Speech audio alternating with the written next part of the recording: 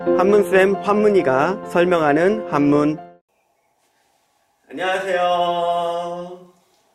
한문쌤 환문이가 설명하는 한문교실에 오신 것을 환영합니다. 오늘의 주제는 한자어에 숨겨진 한문을 찾아라입니다. 영상 촬영하는데요. 밖에서 새소리가 예쁘게 들리네요. 한번 들어보시겠어요?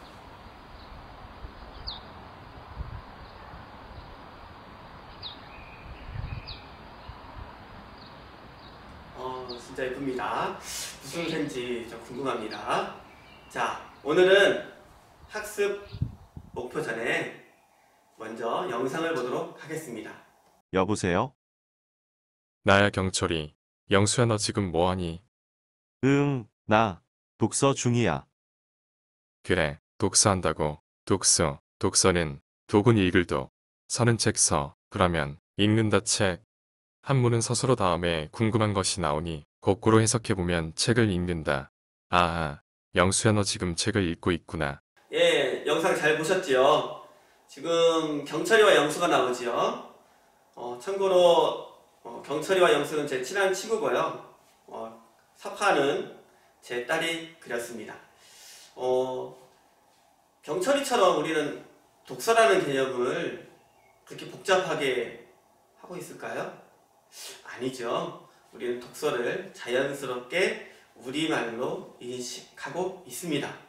자, 오늘의 학습 목표는 한자어의 짜임을 안다입니다. 오늘의 주제가 한자어에 숨겨진 한문을 찾아라 이잖아요. 즉, 한자어의 짜임은 한문에 기반을 둡니다. 우리 지난 시간에 한문의 어순에 주술을 걸어라 해서 제일 중요한 게 뭐였죠? 주술이었죠. 주어 다음에 서술어, 그리고 서술어 다음에 궁금한 것이 온다라는 걸 배웠습니다. 서술어 뒤에 궁금한 것들, 그 중에 서술어의 대상이 되는 것은 목적어였고, 대상이 되지 않지만 보충적으로 궁금한 것들은 보어가 되었습니다. 그리고 동시에 목적어와 보어를 한꺼번에 가져오는 문장도 살펴보았습니다. 자, 오늘은 한자어에 숨겨진 한문을 찾아라입니다. 자, 그럼 한자어가 뭔지 한번 정의를 보도록 하겠습니다. 한자어는 한나라 한 글자자 말씀 어자를 씁니다. 그대로 번역하면 한나라 글자의 말. 그런데 이 개념은 사실 중국어에는 없는 개념이에요. 우리말에만 있는 겁니다. 일본에도 있습니다. 자, 한자로 된 말, 이 안에는 한문을 기반으로 합니다. 그래서 오늘 주제가 한자어에 숨겨진 한문을 찾아라 입니다. 자, 그러면 제가 쉽게 정의한 한자어에 대해서 한번 볼까요? 하나의 한자나 짧은 한문을 자연스럽게 우리말로 인식하는 단어입니다. 단어. 다시 볼까요? 하나의 한자나 짧은 한문을 자연스럽게 우리말로 인식하는 단어입니다. 하나의 한자가 한자어가 된다고요? 여러분, 한번 이 글자를 볼까요? 이 글자는 매산자입니다. 뜻은 매이고 음이 산이네요. 근데 여러분, 한번 생각해 보세요. 이번 주말에 매 올라갈까? 이렇게 쓰신 적 있습니까? 없으시잖아요? 이 말은 산에 올라가다라고 합니다. 그러면 우리는 한자의 뜻이 분명히 있지만 우리는 한자의 음을 쓰고 있습니다. 이 산처럼. 또 다른 예를 한번 보도록 할까요? 이 글자는 강입니다. 뜻이 강이고 음도 강이래요. 뜻과 음이 같은 한자입니다. 우리 종종 이런 글자들을 봅니다. 그러면 왜 뜻과 음이 같을까요? 한번 살펴보도록 하겠습니다. 뜻과 음이 같은 경우는 두 가지인데요. 첫 번째, 우리말이 원래 있었지만 한자의 음을 주로 쓰다 보니 우리말을 잃어버린 경우입니다. 자, 이 글자는 강인데요. 강에 우리말이 없었을까요? 있었습니다. 가람이라고 했습니다. 가람입니다. 가람. 제가 근무하는 학교에 교가 2절입니다. 남실남실 흐르는 천년 가람도. 여기에 가람이 있죠. 천년 동안 흐르는 강도란 뜻이겠죠. 자, 이 가람, 강입니다. 그런데 어느 때부터인지 가람보다 강을 많이 쓰면서 한자의 음과 뜻이 강강으로 되었습니다. 하나 더 볼까요? 이 글자입니다. 이 글자는 책, 책자입니다. 뜻도 책, 음도 책이네요. 그러면 이것은 어떤 과정일까요? 자, 이것은 지금 주간입니다. 주간이 무엇이냐면 대나무 쪼가리에 글자를 써놨죠. 자, 이것을 순서대로 쭉 나열하고 싶어서 이렇게 실로 엮어놨습니다. 그리고 이거를 보관할 땐 돌돌돌 말아서 보관합니다. 우리 책을 셀 때 한 권, 두 권 그러지요. 그때 권은 두루마리 권자예요. 돌돌돌 말려있는 게 두루마리잖아요. 그래서 권을 쓰기도 합니다. 자, 이 책의 모습을 본따서 만든 글자가 책입니다. 자, 여기 이거 하나가 주간이 되겠죠. 주간이고 이 짝대기는 바로 이 묶은 실을 표현한 것입니다. 상형형 원리가 되겠네요. 자, 이 글자가 우리나라에 들어올 때, 이 주간이 우리나라에 들어올 때, 우리나라에는 한자 그리고 다른 문자가 없었습니다. 그러므로 을 받아들일 때 이게 뭐예요? 그러면 중국 사람들이 뭐라고 했겠습니까? 책이야. 뭐라고요? 책. 우리에게는 없던 개념입니다. 그러니 뜻도 책이라고 할 수밖에 없었던 상황입니다. 자, 그러면 한자의 음과 뜻이 같은 경우는 두 가지죠. 첫 번째, 우리말엔 있었지만 한자의 음을 주로 쓰다 보니 우리말을 잃어버린 경우, 마치 굴러온 돌이 박힌 돌을 빼낸 격입니다. 두 번째로 책, 책자와 같이 우리나라에는 원래 개념이 없었기 때문에 한자의 음을 그대로 뜻으로 쓰는 경우입니다. 두 번째로 짧은 한문이 한자어입니다. 오늘의 주제가 한자어에 숨겨진 한문을 찾아라입니다. 이것과 일맥상통하는 짧은 한문이 한자어이다. 자, 그러면 설명을 하기 위해서 보도록 하겠습니다. 우리 제일 짧은 한문은 딱 두 글자면 됩니다. 두 글자. 첫 번째 예시 일출입니다. 일출은 날일, 날출자를 씁니다. 자, 날은 여기서 해를 뜻하고요. 날출은 나오다라는 뜻입니다.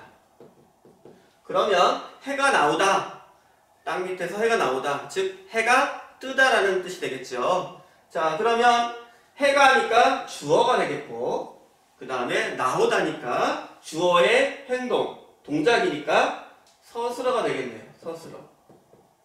우리 지난 시간 한문의 어순에 무엇을 걸어라? 주수를 걸어라 했죠. 즉 주어, 서술어가 나오네요. 자, 주어, 서술어. 이것을 주술 관계라고 합니다. 한문에서는 주술 구조라고 있고요. 한자어의 짜임에서는 주술 관계라고 말합니다. 자, 그러면 다시 보도록 할게요. 한문은 문장인데 한자어는 단어입니다. 중국 사람들은 엄연히 일출 그러면 해가 뜨다 라는 문장이 되지만 우리는 이 일출은 문장이 아닙니다. 단어입니다. 단어. 무슨 말이냐? 우리 일출을 보러 가자 그러면 일출을이 되잖아요. 그러니까 을을이 붙은 조사니까 단어가 되는 건 당연합니다. 자, 한자어는 한자로 된 단어예요. 그 안에는 한문으로 되어 있습니다. 첫 번째 주술관계의 한문으로 되어 있다는 얘기입니다. 또 다른 예를 보도록 하겠습니다. 인조, 사람이 만들 조자입니다. 그러면 뭐예요? 사람이 만들다 라는 뜻이 되겠죠? 사람이 만들다. 인조, 인간, 사람이 만든 인간. 그 다음에 야심이네요. 야는 밤야, 심은 깊을 심자입니다. 그러니까 그대로 번역하면 밤이 깊다입니다. 밤이 깊다. 자, 혹시 깊은 밤 하려면 순서만 바꾸면 돼요. 그러면 야심이 아니라 심야가 되면 깊은 밤이 됩니다. 한문은 또 배우겠지만 순서를 바꾸면 해석이 달라집니다. 이게 한문의 특징입니다. 자, 여기서는 밤이 깊다. 밤이가 주어가 되고 깊다가 서술어가 되겠지요. 그러나 밤이 깊다라는 문장이 아니라 여기서는 단어가 되니까 야심한 밤에라고 할 수 있겠죠? 그렇게 쓰면 되겠습니다. 자, 두 번째 예시입니다. 이 글자 읽을 수 있나요? 지난 시간에 배웠잖아요. 독은 읽을 독, 서는 책서. 아까 처음 나온 영상에 나왔던 그 단어지요. 독서입니다. 독서. 읽을 독, 글서 또는 책서지요. 자, 그래서 읽는다. 궁금한 게 무엇이죠? 무엇을이죠. 그래서 무엇을 해당하는 건 뒤에 나온다.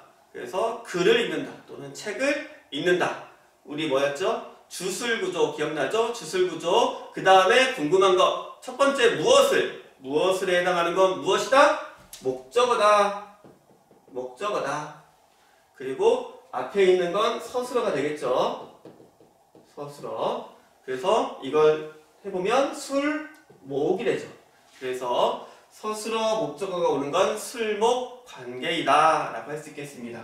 술목 관계이다. 자, 우리 독서 많이 봤는데요. 왜 주어가 빠졌을까요? 주어가 빠지고 왜 이렇게 단어를 만들까요? 당연하지요. 우리가 언어 생활할 때는 주어가 누구일지 모르기 때문에 주어는 빼는 게 맞습니다. 나일지 너일지 저 사람일지 우리는 알 수 없잖아요. 불특정 다수의 단어가 되기 위해서 여기서는 주어가 빠진 것입니다. 자, 하나 더 예를 보도록 하겠습니다. 얻을 득자에 산에 남자네요. 자, 얻는다 무엇을? 궁금하죠? 얻는다 무엇을? 바로 뒤에 나오죠. 사내를 얻는다. 여기서 남은 남자아이, 즉 아들을 얘기하겠습니다. 얻는다 무엇을? 아들을 얻는다. 그래서 우리 등남하다, 등남 그러면 아들을 얻는 것, 아들을 낳았다. 아들을 낳은 걸 등남이라고 하지요. 제가 교직생활 하면서 재미있는 에피소드가 있었어요. 어떤 아이가 아들을 낳은 선생님한테 와서 이렇게 물어봤어요. 선생님 등남하셨다면서요? 그런데 아들이에요? 딸이에요? 라고 물어봤답니다. 여러분 어떠십니까? 등남하셨다면서 왜 아들이에요? 딸이에요? 물었을까요? 이거는 무지잖아요. 아는 게 없는 거잖아요. 즉 등남 자체에 아들을 낳았다는 뜻이 있는데 이 학생은 뭐라고 했습니까? 아들이에요? 딸이에요? 또 물어봤잖아요. 우리는 한자어를 제대로 모르거나 한자를 제대로 모르면 어떤 때는 창피를 당할 수 있다는 걸 일례로 알려드립니다. 이 득자 많이 쓰는 단어 있잖아요. 게임할 때 득템이라는 말 쓰죠. 득템. 템은 사실은 한자가 아닙니다. 얻는다 무엇을? 템을. 템은 여기서 뭐였죠? 아이템이네요. 문법에 정확하게 맞아떨어지고 있습니다. 자, 그 다음 보도록 하겠습니다. 유죄네요. 있을 유, 허물, 죄자입니다. 유죄입니다. 무죄입니다 할 때 유무에 관련된 거. 유와 무. 유는 있다. 무엇이 있다. 이거 번역하면 죄가 있다 라고 번역되니 선생님 주어 아닙니까? 무엇이 있다니까. 그런데 문장적으로 볼까요? 너는 죄가 있어 라고 해서 있다의 주어는 무엇입니까? 너지요. 나는 죄가 있다. 그럼 문장의 주어는 누구입니까? 나입니다. 유죄라고 하면 되겠네요. 그리고 유자는 다른 말로 좀 더 번역해보면 가지고 있다. 무엇을 가지고 있다라고 번역할 수도 있겠습니다. 그러면 무엇을 가지고 있다니까 을이죠. 그러면 목적어라고 볼 수 있습니다. 여러분 이거는 헷갈리지 않기를 바랍니다. 자, 서술어, 목적어, 술목, 관계입니다. 자, 다음 예시를 보도록 하겠습니다. 입학입니다. 들입자, 배울 학자예요. 자, 들어간다. 어디에가 궁금하죠? 들어간다 그러니까 어디에? 어디에? 배울 학자니까 배움에 또는 학교라고 번역해도 되겠네요. 그래서 이것은 배움에 들어가다 또는 학교에 들어가다. 우리 입학한다 라는 말 쓰지요. 그때 씁니다. 그러면 이때 들어가다는 서술어가 되고 그 다음에 학은 보어가 됩니다.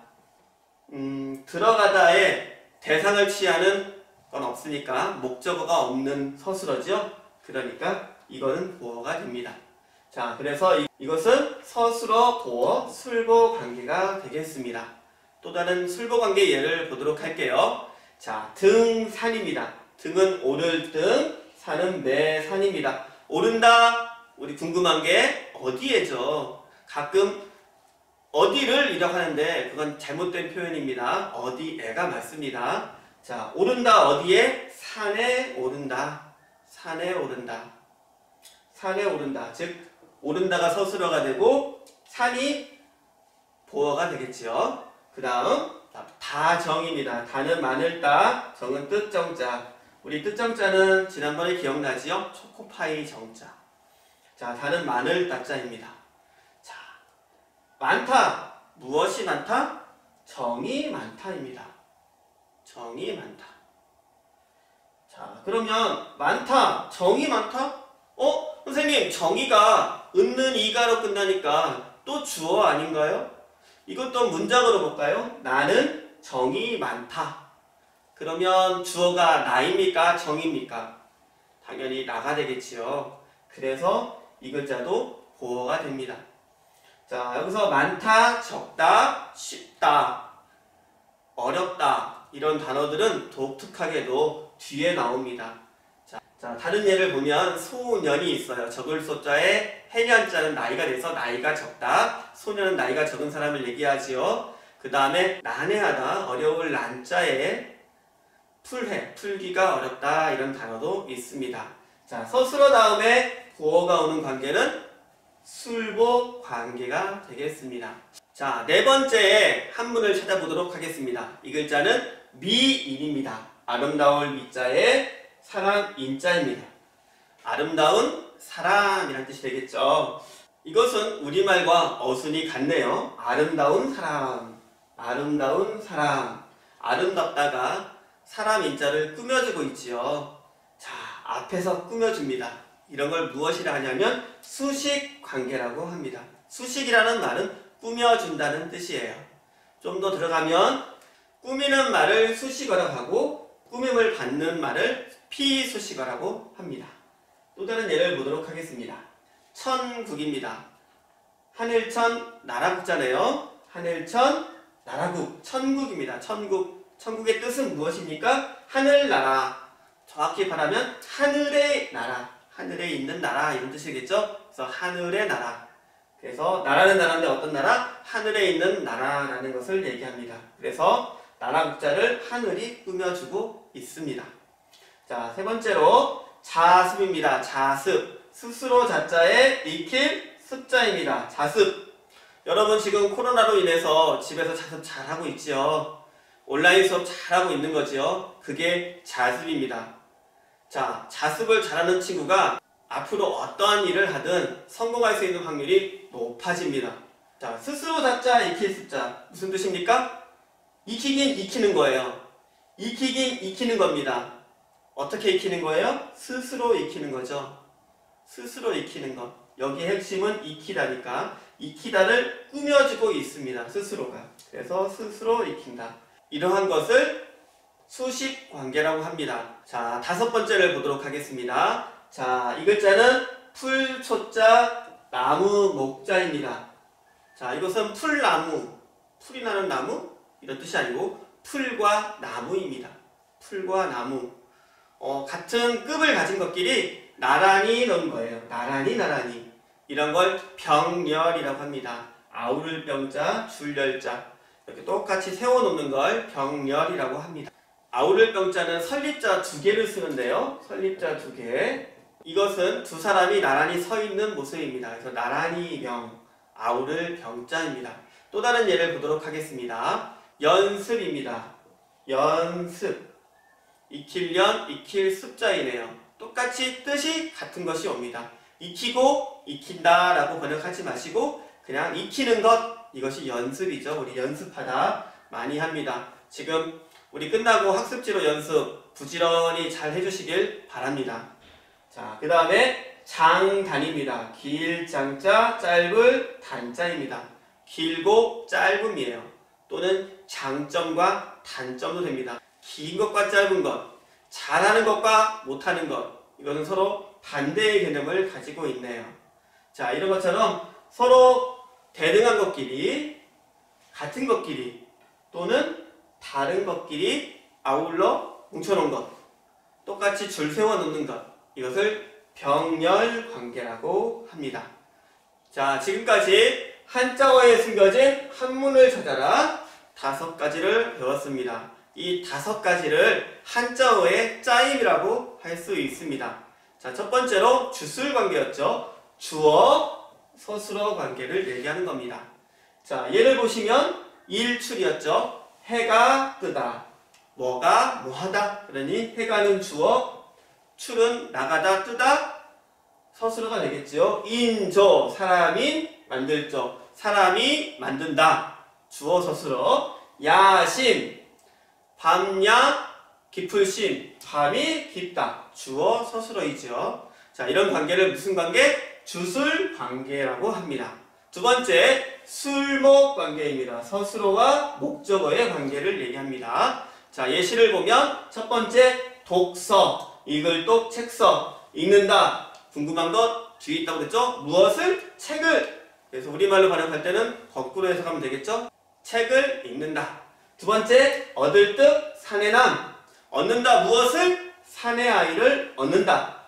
잠깐, 등녀 그러면 딸을 얻는다. 딸을 낳는다가 되겠죠? 그 다음에 유죄. 있다. 무엇이 있다? 죄가 있다. 그러나 정확한 표현은 죄를 가지고 있다. 무엇을 가지고 있다니까 목적어가 되겠습니다. 참고로 없을 무자를 써서 무죄라고 하면 죄가 없다라고도 번역할 수 있지만 죄를 가지고 있지 않다. 그래서 술목관계에 해당됩니다. 그 다음 술보 관계입니다. 서술어에는 이중생활을 한다고 그랬죠? 목적어를 대상으로 취하는 동사도 있지만 목적어를 대상으로 취하지 않는 동사들은 보충적인 의미를 가져올 수 있다고 그랬잖아요. 그런 것을 보어라고 했습니다. 첫 번째, 입학. 들어간다. 이것은 무엇을이 궁금하지 않잖아요. 그래서 들어간다. 궁금한 건 어디에? 그래서 배움에 들어간다. 학교에 들어간다. 입학. 등산. 오른다. 궁금한 것 어디에? 산에 오른다. 다정. 마늘 따. 이것도 이슬루처럼 좀 독특하였죠. 자, 무엇이 많다? 정이 많다. 자, 이것은 주어가 앞에 있을 수 있기 때문에 이것은 보어가 됩니다. 많은데 무엇이 많아? 정이 많아 라고 되기 때문에 그렇습니다. 자, 그 다음 수식 관계입니다. 수식이라는 건 무엇이었죠? 꾸며주는 거였죠. 꾸며주는 것은 앞에서 꾸밉니다. 뒤에서 꾸민 건 보이지 않잖아요. 자, 미인. 아름다울 미 사람인. 아름다운 사람. 천국. 하늘천 나라국. 하늘의 나라. 자습. 스스로자 익힐 습. 익히는데 어떻게 익힌다? 스스로 익힌다. 그래서 꾸며준죠. 그래서 수식관계 앞에서 꾸며줍니다. 자, 마지막으로 병렬 관계입니다. 병렬이라는 것은 아우를 병, 줄 열자입니다. 아울러 줄 서 있다, 나란히 줄 서 있다 라는 뜻이겠죠. 첫 번째, 풀초, 나무목. 풀과 나무, 대등한 것끼리 뭉쳐놓는 것. 두 번째, 연습, 익힐 연, 익힐 습. 똑같은 의미를 연거푸어 놓는 것. 마지막, 장단, 길장, 짧을 단, 길고 짧음, 장점과 단점, 서로 반대되는 개념끼리 놓는 것입니다. 자, 지금까지 우리는 한자에 숨겨진 한문을 찾아라 에서 한자어를 배웠습니다. 한자어란 하나의 한자나 짧은 한문을 자연스럽게 우리말로 인식하는 단어입니다. 여러분, 하나의 한자, 산, 강, 책 같은 하나의 한자도 한자어가 되고 짧은 한문, 우리가 지금 5가지 봤죠? 주술관계, 술목관계, 술보관계, 수식관계, 병렬관계, 이 5가지 관계를 가진 이 짧은 한문을 자연스럽게 우리말로 인식하고 있었습니다. 그렇기 때문에 우리는 이미 한문을 우리 머릿속에 인식하고 있다는 것입니다. 한문을 너무 어렵게 보지 마시고 한자와 한자의 그 뜻을 가지고 오다 보면 자연스럽게 해석하는 것은 어렵지 않습니다. 한자어에 숨겨진 한문을 찾아라. 우리 이제 다음 시간부터 제대로 된 한문 공부를 시작합니다. 우리 한문을 찾고 우리의 능력을 배양시키면 좋겠습니다. 그리고 아까 선생님 등락하셨다면서요. 그런데 아들이에요? 딸이에요? 물어보는 그런 어리석음은 우리는 저지르지 않았으면 좋겠습니다. 지금까지 한자에 숨겨진 한문을 찾아라를 공부했습니다. 다음 시간부터는 본격적으로 우리 한문 공부를 해보도록 하겠습니다. 감사합니다. 한문쌤 환문이가 설명하는 한문